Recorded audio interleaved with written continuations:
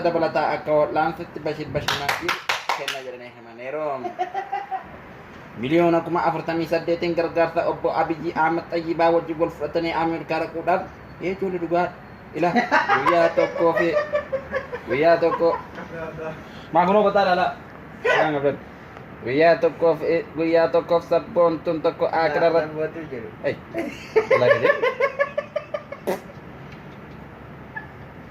namichi tokko biyyoota Mongooliyaa keessatti biyyoota Mongooliyaa firastii ibsaa ibsuudhaan kaarabaa dhagaatti qabanii ibsi jedhanii gabaasa ilaala.